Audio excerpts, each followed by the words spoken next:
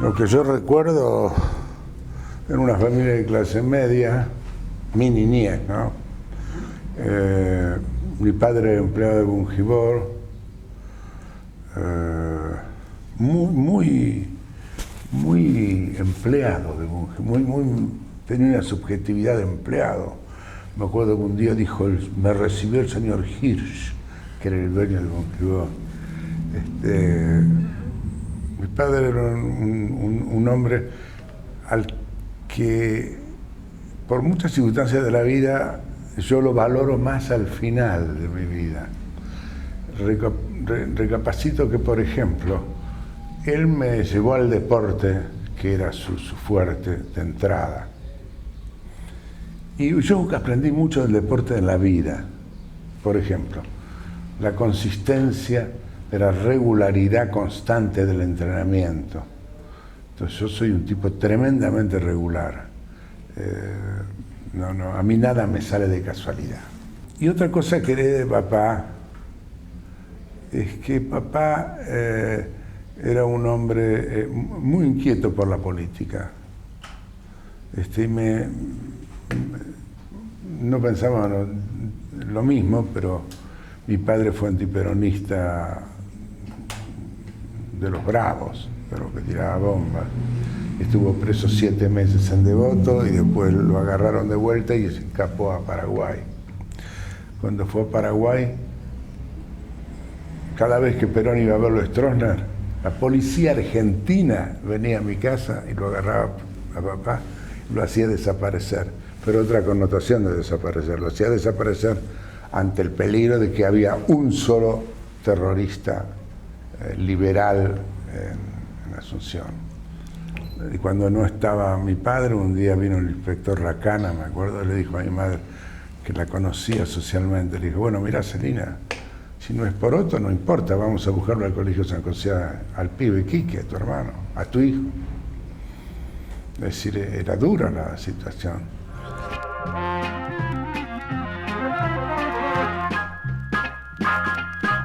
Mi padre es fue el hermano menos brillante, tal vez, de una camada de médicos internacionales. Eran muy buenos todos.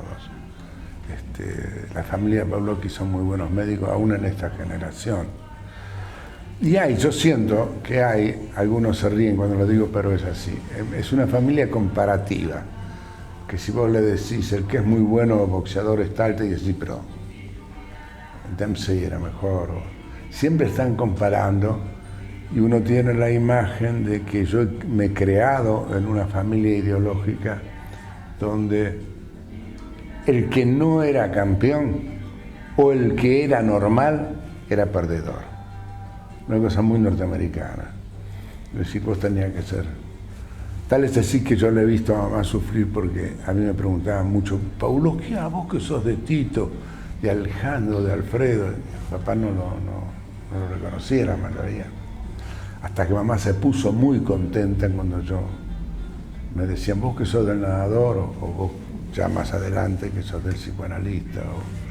Ya ahí mamá había logrado que yo trascendiera como mis tíos. Y yo me crié en eso y me temo que mis hijos, porque uno se queja pero después lo hace activamente, que mis hijos un poco están educados en una cultura competitiva. Yo tengo 4 hijos. Claro, eso tiene una virtud y un inconveniente, porque mi madre era muy parecida. El inconveniente es que te sentís exigido toda la vida.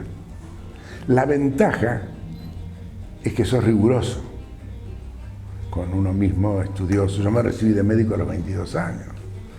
Es muy difícil recibirse de médico a los 22 años, 6 años era. Y la ventaja del rigor, de leer, de estudiar. Yo siempre digo que yo tengo una intuición psicológica que no es superior a la de mamá. En serio, intuitivamente mamá, yo venía caminando y me decía, ¿qué pasa vos? ¿Pasa algo? Pasaba algo. Decime de qué, tenía una intuición, ¿no? Era secretaria mía Y me decía, llamaron 2 personas, una psicóloga que dice que se mata ya si no la llamás, y un médico sanjuanino que dijo, no, si el doctor está ocupado, llamarlo al médico sanjuanino. La llamaba yo al médico sanjuanino y me decía, me estoy por matar, doctor. La llamaba a la urgente y me decía, vení mañana a las 8, le digo, te veo, no, a las 8 no tengo gimnasia. Es decir, tenía una captación del oído que yo heredé. Pero porque heredé, estudié mucho.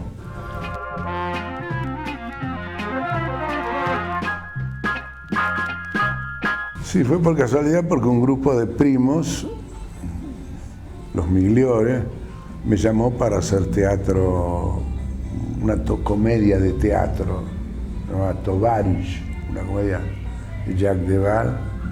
Y era clase media alta, te diría sanisidrense en Capital. Y las novias, y hicimos un espectáculo.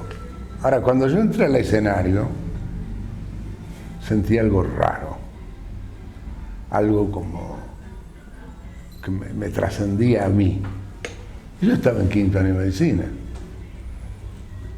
Y después la volví a hacer en el 57, que ya era médico, y también me pasó algo. Y ahí tuve un tormento muy grande, porque ser psicoanalista y ser actor era una contradicción muy grande en esa época. Entonces yo tuve que dejar mi análisis personal, porque el psicoanálisis veía a mis necesidades de actor como puramente exhibicionistas, como si yo fuera un perverso que me desabrochara la bragueta para mostrarle mi sexualidad a las chicas de Olivos de un colegio inglés. No era eso el teatro. Había que saber qué era el teatro, había que saber que en el teatro no solamente te exhibís, sino que lo peor tuyo, lo más angustioso, lo más siniestro, lo más desamparado, orfanado, pasa por cuando uno hace teatro. La solidaridad teatral, la transferencia con el director. Mucho que a mí me ayudó el teatro para la psicología, No fue al revés, no es que yo soy autor de teatro porque el psicoanálisis me enseñó a escribir. Yo soy un autor de teatro porque fui primero actor y porque el teatro me dio una creatividad desbordante que yo no la tenía en mí, pero nunca lo hubiera sabido.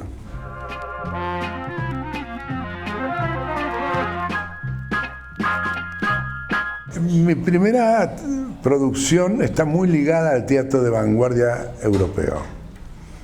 A mí Beckett, Adamov, Ionesco, Pinter fueron, digamos, lo que me conmovió más, porque yo venía de paciente del psicoanálisis, médico que se estaba formando, y de repente empecé a notar que la angustia tenía otras dimensiones. Yo me levantaba a la mañana, no sé si no me levanto ahora todavía, y me pregunto mucho, ¿qué carajo hago? ¿Qué es toda esta maquinaria en que estoy metido? El personaje que se ha creado sobre mí, medio público, así, medio marginal, ¿qué es esto? Bueno, es decir, las grandes preguntas existenciales las tocaba el teatro, ese teatro. Y después me fui latinoamericanizando a partir del 69, por el Cordobazo, hechos que me implicaban en una posición más crítica. Y ahí viene el otro periodo que viene a ser La Cacería, La Mueca, que hice con Ferriño, El señor Galíndez y Telaraña, que fue la obra del exilio mía. Esas eran obras que asumían el fascismo en la familia, la tortura como institución, la inmoralidad de la familia burguesa. Y entonces, claro, me fui. Después volví del exilio, porque yo me fui en el 77, y empecé a preocuparme. La primera obra fue Cámara Lenta, que fue una obra sobre box.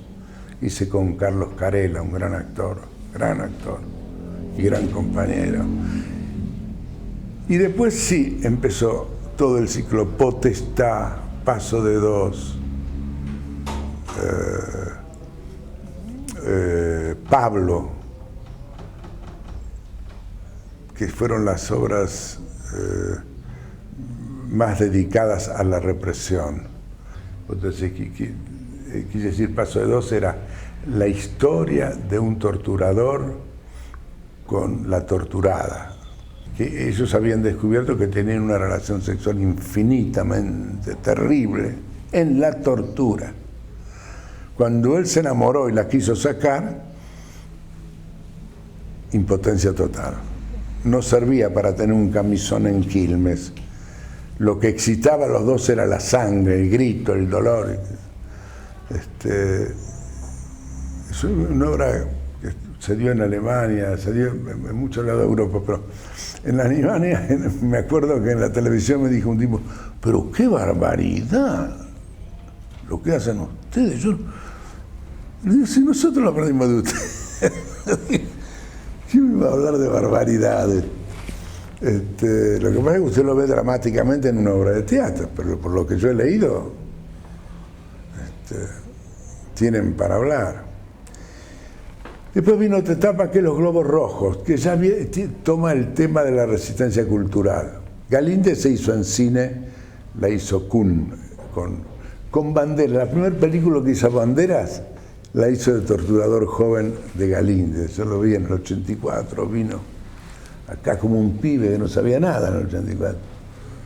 Y después vino cuando después de los balazos de la época de Menem que le pegaron, vino a ver la obra mía, Globo Rojo, que es la historia de un mítico teatrista en una carpa que quiere seguir haciendo teatro, el de él, y va muy poca gente. ¿Cuántas hay? 10.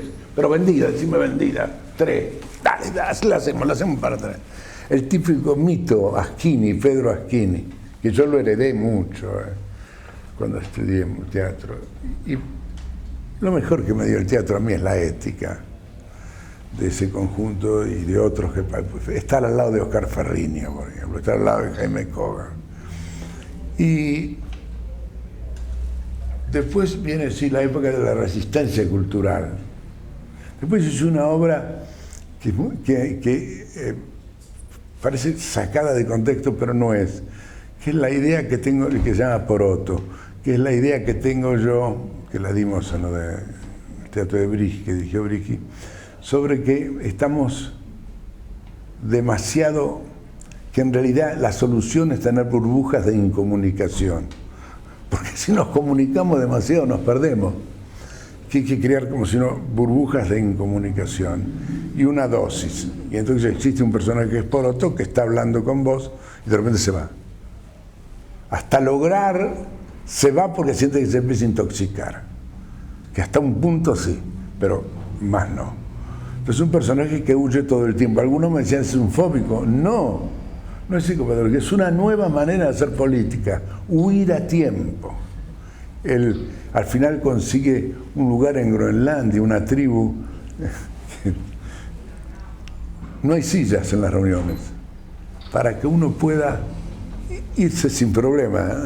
Cuando yo me voy. Y después viene la que hice de Shakespeare, Coriolano, a mi manera, Coriolano. Y después Variaciones Meyerhold, exactamente. Que Variaciones Meyerhold es un recopilado que yo hice, porque no había nada dramático. Se hacía en los juicios y todo eso era aburridísimo.